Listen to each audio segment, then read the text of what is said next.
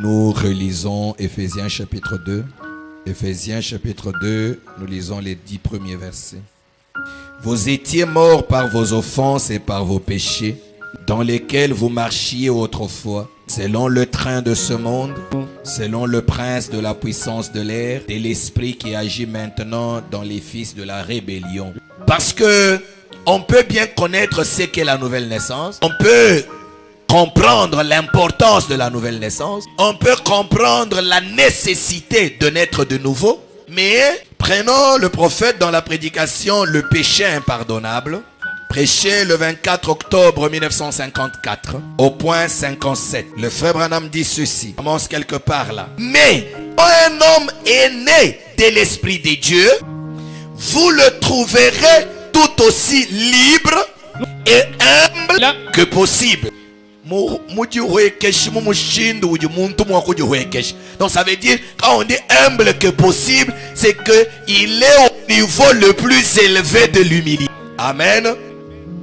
Il s'approche du trône de grâce, sachant qu'il a le droit de manger de l'arbre de vie. Écoutez très bien.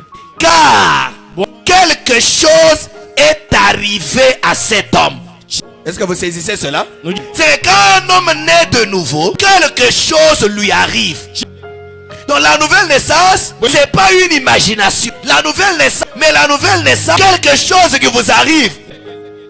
Amen. J'aimerais que nous soyons attentifs. Madame dit, quelque chose est arrivé à cet homme. Quelque chose, il a fait passer par une expérience qu'il n'avait jamais connue ailleurs dans le monde. Chintu kampanda chiri chenzekele muntu wao. Chintu achi chiri chimuhesha lulabulu. Lulabulu lufayika imwanje kuheta kacha konso ekuto. Amen. Une expérience qu'il n'avait jamais connue. Frère Branham dit, et chaque homme qui est né de l'Esprit de Dieu a en lui une expérience. Est-ce que vous êtes là? Tout homme ou toute femme qui est né de l'Esprit de Dieu, en lui une expérience, il sait directement quand c'est arrivé.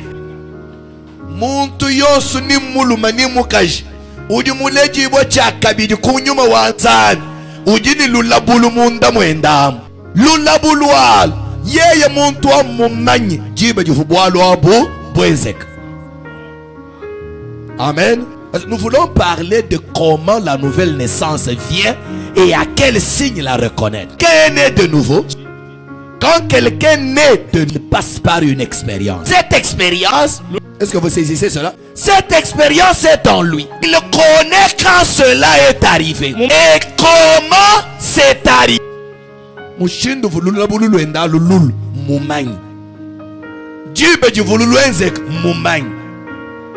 Amen. Et comment c'est arrivé? Et quel genre d'effet cela a produit sur lui? Amen. L'homme qui est né de nouveau a reçu une expérience. L'expérience s'est passée en lui. Lui, cela est arrivé. Comment c'est arrivé? Ce sont les effets que cela avait produit sur lui. Je crois que c'est clair jusque-là. Le prophète dit, quelque chose est arrivé à chaque homme et à chaque femme qui est né de l'Esprit de Dieu. Toute personne est née de nouveau. L'Esprit de Dieu, juste quelque chose qui change. Quelque chose qui change. C'est ça l'expérience de la nouvelle naissance. Une expérience passe dans la personne. La personne connaît ce qui s'était passé. Comment ça s'était passé? Ces effets, cela a produit une expérience. Quelque chose qui lui est arrivé. Quelque chose qui change. En fait, il dit, qu'est-ce? C'est la conversion. Il y a quelqu'un qui a compris? La nouvelle naissance, c'est une expérience qui arrive à la personne qui est née de nouveau. Et quelque chose qui lui arrive. Et quand ça lui arrive, cette chose lui laisse des effets.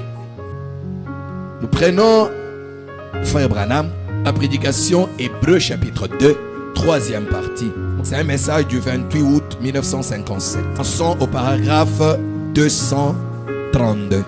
Nous irons jusqu'à 234.